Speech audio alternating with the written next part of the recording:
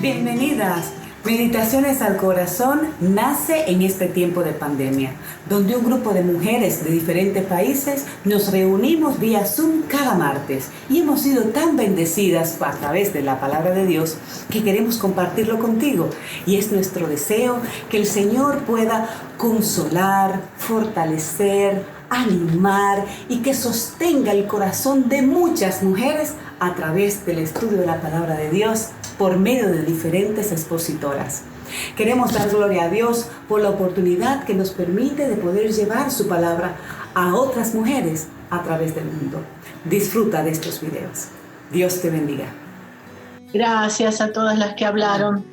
Me da mucho gozo verlas y me pone nerviosa a la vez, porque pienso cómo ministrarlas, cómo compartirles aquello que Dios ha puesto en mi corazón a través de este estudio.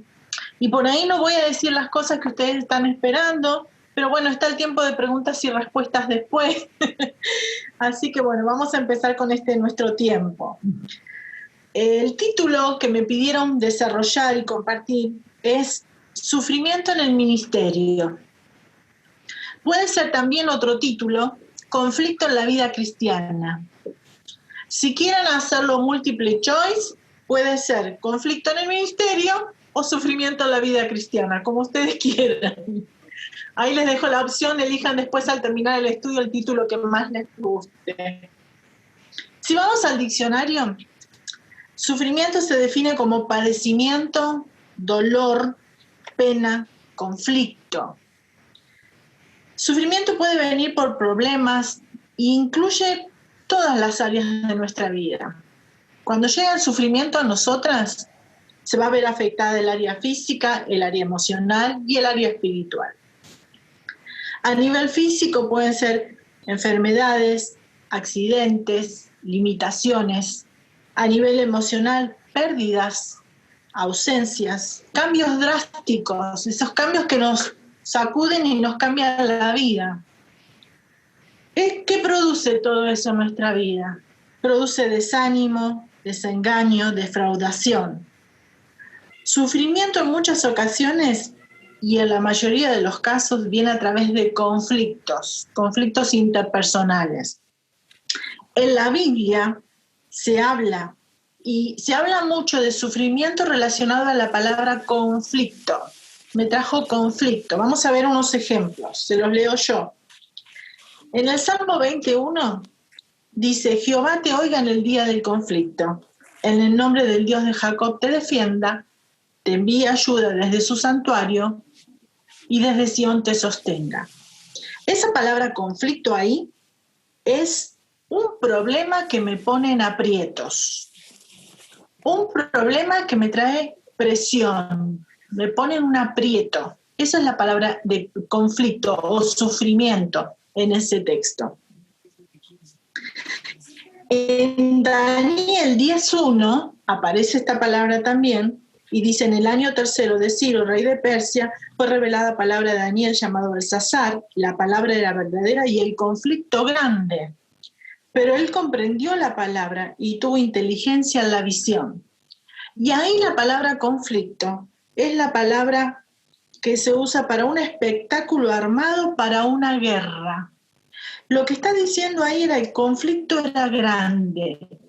¿Por qué? Porque el espectáculo que estaba armado para la guerra era en contra del plan de Dios. Esa es la palabra conflicto. En 2 Corintios 7:5 dice, porque de cierto, cuando vinimos a Macedonia, ningún reposo tuvo nuestro cuerpo, sino que en todo fuimos atribulados. De afuera conflictos, de adentro temores. Y ahí está haciendo referencia a personas arrogantes que hablaban en contra del apóstol y de sus acompañantes. Y dice, de adentro temores. Los puso en alerta, los puso en alarma. Y después dice conflictos, trajo controversias, trajo problemas serios. Es muy variada la forma en que las circunstancias o las situaciones pueden causar en nuestra vida sufrimiento. La Biblia no nos oculta la fragilidad que tenemos cuando hablamos de conflictos y sufrimientos entre personas. En la Biblia tenés ejemplos de Abraham y Lot, tuvieron conflictos personales. Abraham tratando de ayudar a Lot, Lot inmaduro, muchas veces haciendo las cosas mal, y Abraham teniendo que ir a salvar a Lot. Tenés a David y sus hijos. En 1 Samuel 18, David tiene un conflicto grandísimo, enorme, una crisis emocional en relación a Absalón. Absalón se había comportado mal, lo había echado de la casa, después lo manda a llamar, no le permite que llegue al palacio, que viva con él, lo deja en otro lugar. Absalón se rebela, quiso tomar el reino hasta que termina muerto. Todo eso en la vida de David trajo mucho conflicto. Tenés conflicto de Pablo y Pedro. Se conocen en el ministerio, Pablo a los gentiles, Pedro a los judíos, y resulta que Pablo percibe que cuando Pedro estaba con los judíos era de una manera, cuando estaba con los gentiles era de otra, y eso trajo conflictos, diferencias. Bernabé y Pablo, en Hechos dice que tuvieron una discusión no pequeña, hubo un conflicto grande. Evodia y Síntique, dos mujeres que servían juntas, pero no estaban en unidad, no podían hacerlo en unidad, no había un mismo sentido. ¿Cuáles fueron las causas de todos estos conflictos? Diferentes opiniones, competencias, malos entendidos. ¿Qué evidenciaron? Quejas, argumentos, peleas, cambios de comportamiento, tensión, división y disconformidad. Hay tres puertas, podemos decir que hay tres puertas por las cuales llega el sufrimiento o el conflicto en nuestra vida. La primera es pecados pasados, o sea, consecuencias. Consecuencias de una vida desordenada, lejos de Dios, que trajeron hábitos, hechos que no puedo cambiar, que van a seguir ahí. Hechos que no puedo borrar de mi memoria, que aún estando hoy en la fe y estando en el temor de Dios, me afectan, me traen conflicto. Pueden ser lazos, como tener un hijo, o tener un esposo que me dejó porque ahora yo en la fe. Es cierto que el pasado va a traer en nuestra vida conflicto, y es muchas veces la consecuencia de esos conflictos las voy a seguir sosteniendo aún en el temor de Dios en el que estoy hoy. Otra puerta por la cual puede venir a nosotros sufrimiento o conflicto es el pecado de otros. Y ahí ya no es consecuencia, es la carnalidad de otros. Puede venir por murmuración sobre mi persona, chismes, celos. En el Salmo 101, 5, David dice: al que solapadamente infama a su prójimo,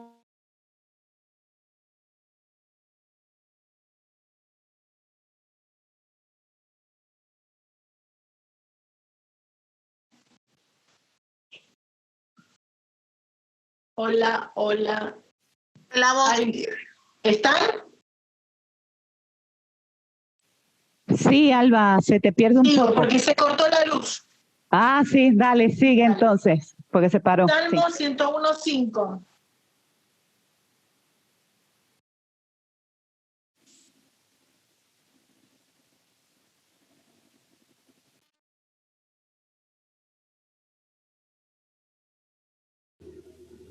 Bueno, se le fue la luz. Esperemos un ratito hasta ver. Es la primera vez que nos pasa, ¿eh? Cantemos solo. Dale, Patito, qué lindo verte. Negra, ¿cómo andas? Bien. Usa el celular. Plan B. Ya veremos. Ya vemos. Pero no se preocupe. Ya los aviso mientras, negra. ¿Eh? Ya los aviso. Sí, bueno, los avisos es que cuando terminemos la meditación, pues cada quien puede levantar la manito y hacer las diferentes preguntas relacionadas al tema. Si bien estamos hablando del sufrimiento, ya sea en el ministerio o sea en la vida cristiana individualmente, pues sabemos de que cada uno está pasando y atravesando por situaciones así. Aún no estemos en una iglesia así yendo directamente, pero sí sabemos de que este tiempo también hay ocasiones en que se ajustan nuestras circunstancias y obviamente pues tenemos que ver el tipo de sufrimiento es por causa de alguna consecuencia de nuestro pecado o por causa de alguna prueba existente que Dios quiera cambiar y moldear en nuestras vidas. Pero bueno, ya veremos lo que nos dice Alba, cómo entra. De todas maneras, si la luz no vuelve, nosotros ya sí, siempre tenemos un plan B y siempre estamos preparadas. En dado caso no vuelva Alba, pues tenemos a Consuelo. Hola. ¿Estás? Sí, estás. Sí, De todas maneras, sí, estás. Estoy con la luz cortada. Okay. Tenemos generador y estoy usando el internet del teléfono. Espero que me dé tiempo para terminar. Sí, en el nombre de Jesús, así lo esperamos. Amén. Dale nomás. Sigo. Ahí dice solapadamente, el Salmo 101:5. Y es hablar bajito, es hablar mal de alguien por debajo de la solapa. Uy, ahí viene. Hechos de los cuales yo no voy a dar cuenta al Señor, pero me afectan y me perjudican, ¿no? Y gran parte del dolor de esas situaciones es que lo va a hacer alguien en quien vos confiabas. Y te va a doler, te va a doler. Pero la otra puerta por la cual puede venir el sufrimiento son las pruebas, las cargas. La primera dijimos consecuencia, la segunda la carnalidad de otros, la tercera es las pruebas, las cargas. Situaciones que Dios permite, que yo no entiendo por qué, que no sé cuándo van a terminar, pero que Dios las permite en mi vida y Él me va a estar a mi lado para ayudarme a no rendirme. Cargas en la vida son más comunes de lo que pensamos. En la Biblia hay un montón de historias bíblicas donde personas sufrieron no un tiempo, no una prueba, años. Hace años atrás hice un estudio sobre el libro de Esther, haciendo una comparación entre el sufrimiento en la vida de Esther y la soberanía de Dios. Y fue llamativo para mí verlo, porque nosotros en el libro de Esther la consideramos la Cenicienta bíblica. La chica pobre que salió de una humilde ciudad y que se convirtió en una reina, parece mágico. Pero ¿sabes qué? No fue mágico. No fue mágico en su vida. Si vemos la historia de Esther, permítanme compartirle un momento. Ella era huérfana. Su historia empieza con que ella no tenía padres. Fue criada por un tío. Después pasó la invasión asiria. ¿Sabes que los asirios eran el pueblo más violento que había en la historia? Y ella fue llevada de Jerusalén a Babilonia. Huérfana, criada por un tío, sacada de su país, de su comodidad, a un país que no conocía, y que sabes que en la trayectoria de salida de ese lugar, ella pudo ver gente colgada de palos, que era la forma que tenían los asirios de infundir miedo. Empalaban la gente y la dejaban en las calles y en los caminos para que todos supieran que por ahí habían pasado los asirios. Llegando a Babilonia, es separada de la única persona que tenía al lado, de su tío. La separaron, la mandaron a un palacio. En Esther 4, cuando es anunciado y le dicen que Mardoqueo rasgó las vestiduras y está en ceniza, en el capítulo 4, en el versículo 1 al 4, dice que Esther tuvo dolor, un gran dolor. ¿Sabes que esa palabra es la misma palabra para parto? Dolores de parto tuvo cuando recibió la noticia del posible genocidio del pueblo de Dios. No eran tiempos gratos. No eran momentos lindos. Fue casada con un rey probablemente mucho mayor que ella. Y sin embargo, fue parte del diseño de Dios para su vida. Y no fue poco tiempo, fueron años. Años que seguramente Dios la sostuvo y ella aceptó ese desafío de Dios y se dispuso a sus planes. Pero a diferencia de ella, cuando las pruebas y el sufrimiento vienen a nuestra vida, nosotros no somos tan valientes como Esther. No somos tan valientes como Esther. Y tenemos tendencias a hacer ciertas cosas. Voy a mencionar 3. Tenemos la tendencia a tomar el camino de la retirada. Yo no aguanto, me voy. Esto no lo quiero para mi vida, no lo esperaba, no me parece justo y yo abandono. Y tristemente, uno puede abandonar un lugar por razones. Hay razones a veces para hacerlo. Pero lo que tenemos que tener cuidado es que no sea la tendencia de decir, ya, me voy. Hay gente que ha abandonado iglesias, ministerios, hogares, porque las cosas no resultaron como pensaban. Como pensaste que Dios tenía que hacer en tu vida. Y tomás el camino de la retirada. Me voy. También tomamos el camino de rendirnos. Nos rendimos. No trato más de buscar la solución, no quiero hablar más con esa persona, no me interesa lo que está pensando. Voy a esperar que el tiempo pase y solucione las cosas.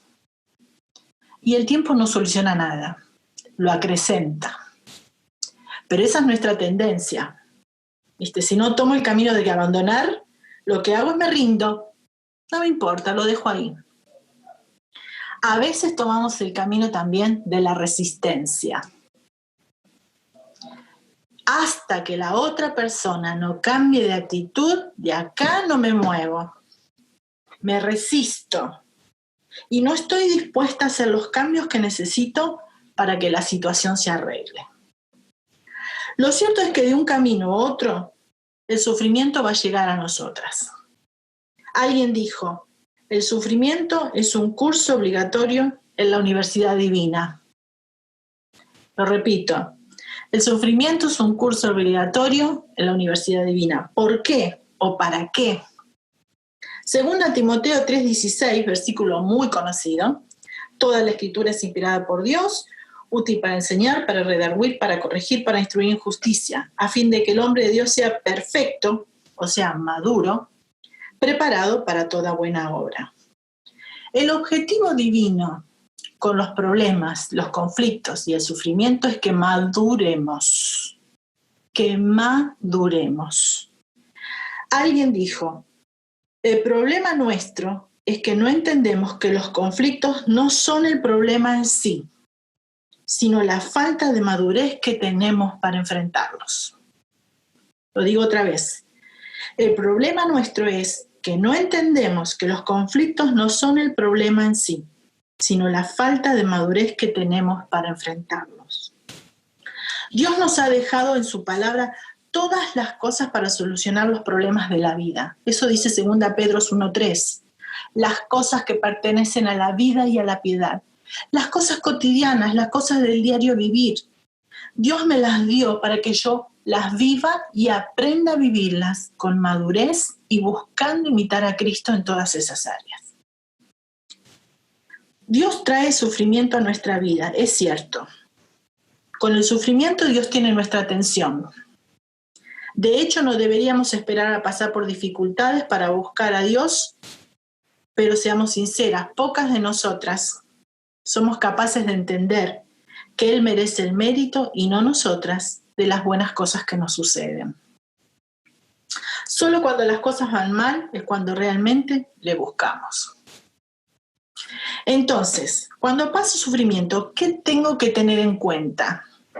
¿Qué me va a ayudar a mí a pasar ese tiempo? Ya sea por consecuencias, ya sea por la carnalidad de otros, ya sea por las cargas o las pruebas que Dios permite en mi vida. ¿Qué tengo que tener en cuenta? En primer lugar, que Dios tiene propósitos. Siempre tiene propósitos. En Job 1:21 dice, en todo esto no pecó Job ni atribuyó a Dios despropósito alguno. Esa palabra despropósito es desatino, algo suelto. Dios nunca tiene algo suelto en mi vida. Todo encaja como un rompecabezas. Siempre Dios tiene un propósito, un plan y va a hacer que todo encaje.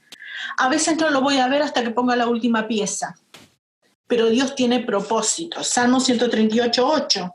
Jehová cumplirá su propósito en mí. Recién te mencionaba el libro de Esther, todo lo que ella vivió en relación al sufrimiento. ¿Sabés qué aprendemos del libro de Esther en relación a la soberanía de Dios? Que Dios sabe dónde estoy y cómo estoy.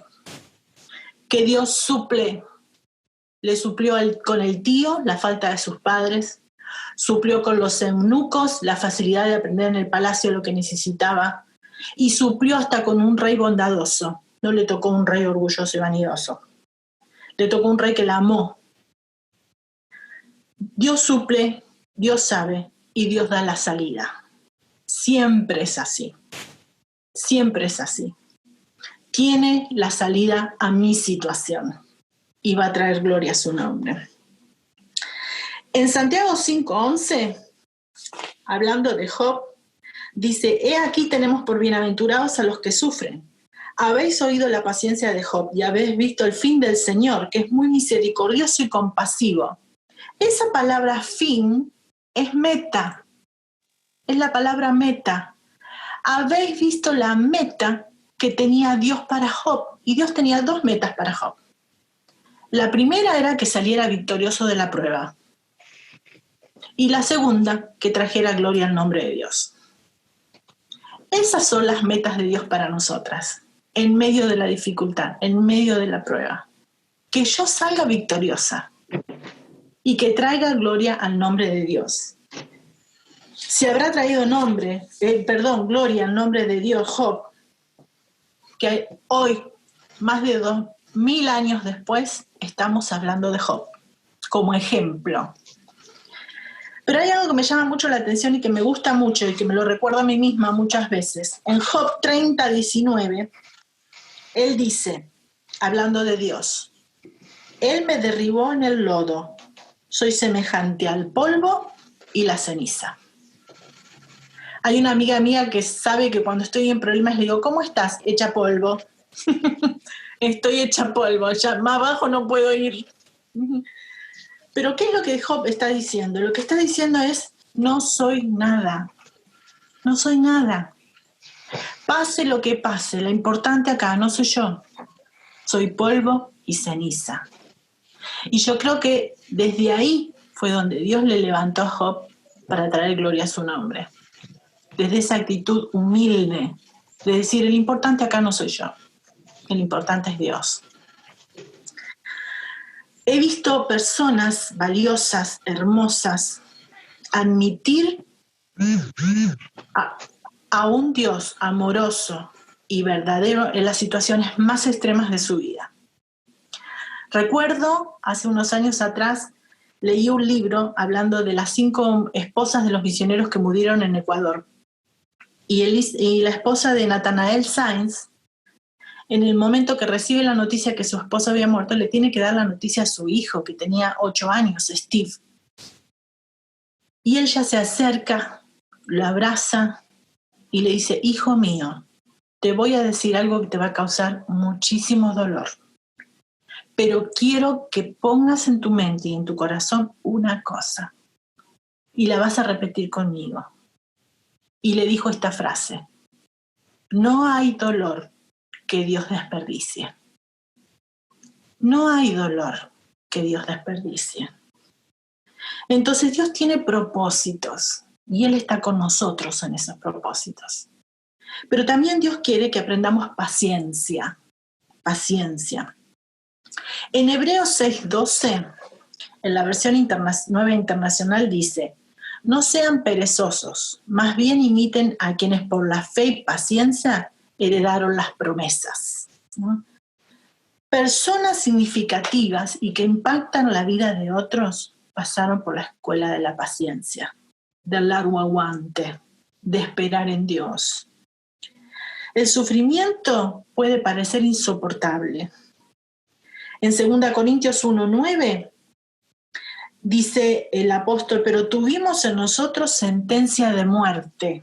Y en otras versiones esta frase se puede leer así: estábamos abrumados, la carga era más de lo que podíamos soportar.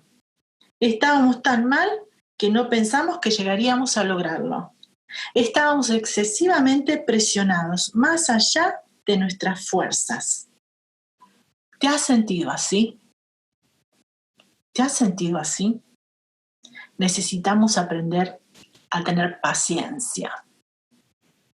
En Santiago 5, del 7 al 11, dice, tened paciencia hasta la venida del Señor.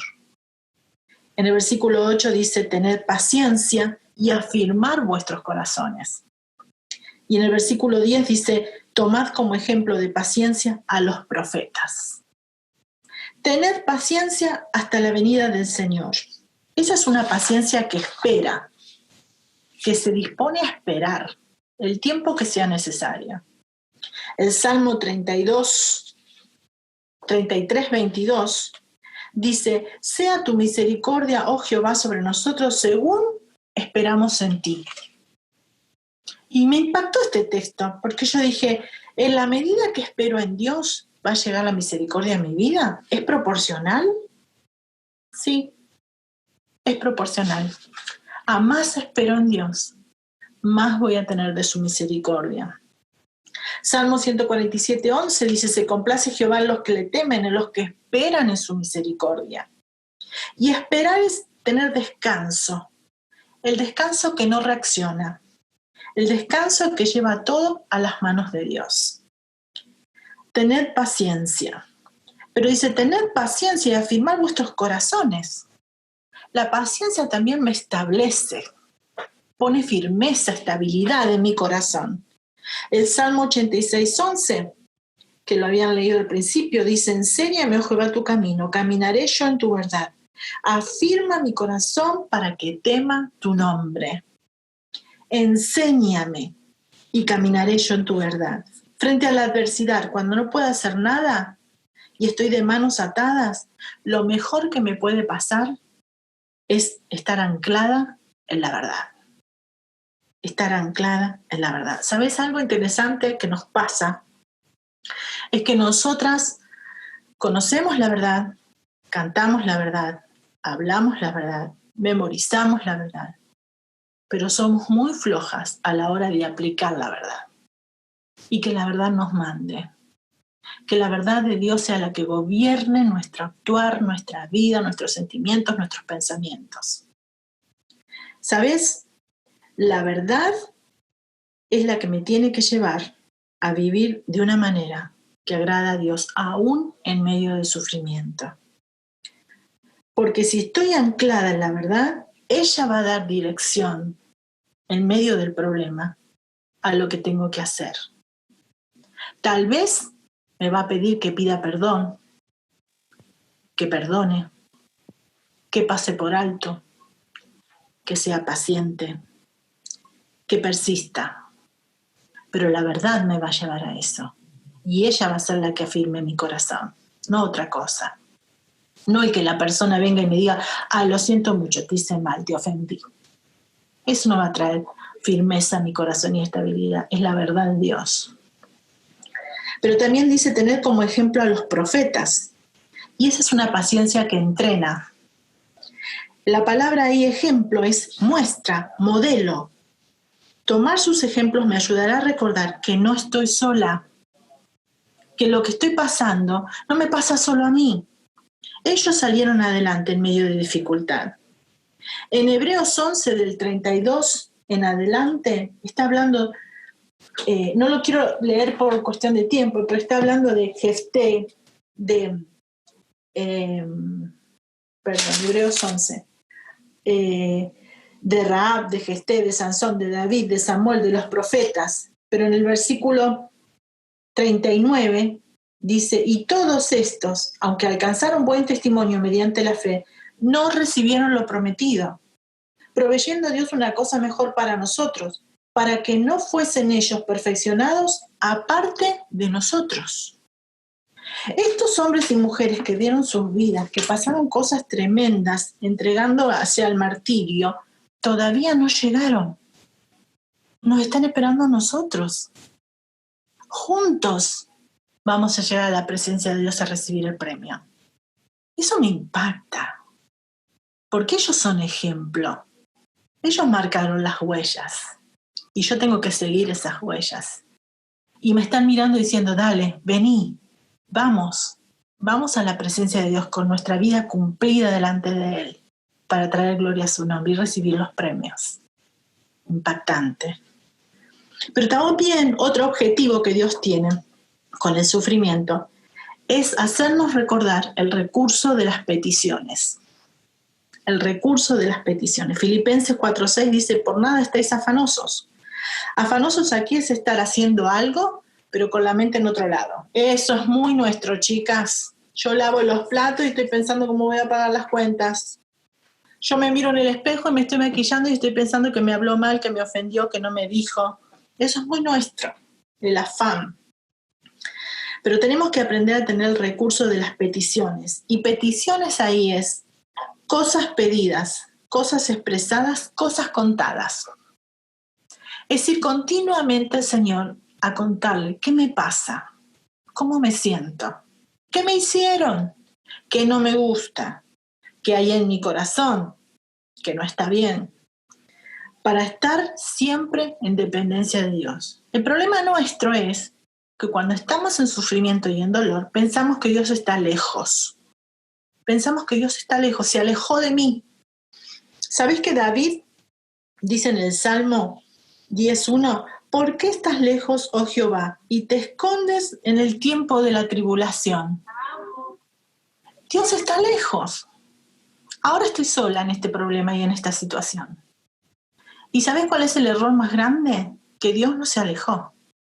Él está solo a una oración de distancia. Cuando yo eleve mi voz y le hable, Él va a estar ahí. Él va a estar ahí. En 2 Corintios 1:3, mientras yo paso sufrimiento, mientras Dios permite una prueba en mi vida, Él no se queda quieto. Él actúa. Y Él lo que hace es, va a estar consolándonos. En 2 Corintios 1:3 dice, bendito sea el Dios y Padre nuestro Señor Jesucristo, Padre de misericordia, Dios de toda consolación, el cual nos consuela en todas nuestras tribulaciones, para que podamos también nosotros consolar a los que están en cualquier tribulación por medio de la consolación con que nosotros fuimos consolados. 5 veces aparece la palabra consolación. Él está en todas nuestras tribulaciones. Y en todas ellas, Él va a buscar mi bien. En todas ellas, Él va a buscar mi bien. Y cuando pasa la dificultad y con su ayuda tengo victoria, voy a poder traer gloria a su nombre. Voy a poder traer gloria a su nombre, que es el objetivo de Dios. Que yo tenga una vida que le honre y que testifique de que Dios es bueno, fiel, misericordioso, perdonador y amoroso. Voy a traer gloria a su nombre. Pero hay algo que me llamó la atención, pensando en traer gloria, que en 2 Corintios 1:12, el apóstol dice, lo voy a buscar, 2 Corintios 1:12,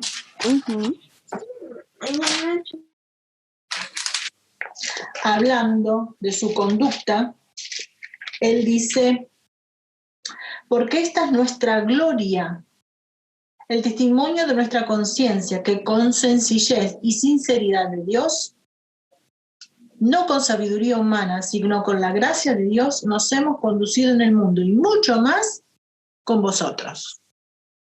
O sea, yo puedo traer gloria a Dios, pero a la vez tener una gloria personal. ¿Y sabes cuál es esa gloria personal? Una limpia conciencia. Una limpia conciencia. Y él da 2 palabras ahí. Él dice con sencillez y con sinceridad. El apóstol dice sencillez. Esto es tener un solo aspecto, un solo sentido. El sentido de buscar agradar al Señor. Eso va a demandar de mi vida humildad. Humildad. Cuando llega el sufrimiento a mi vida, y en especial en el trato con otras personas y en conflictos con otras personas, lo que primero que va a aflorar en nuestro corazón es el orgullo. Me tengo que defender. ¿Cómo me hizo eso? ¿Cómo hizo eso contra mí? ¿Cómo se pudo manejar así? ¿Cómo permitió que pasara tal cosa? El orgullo.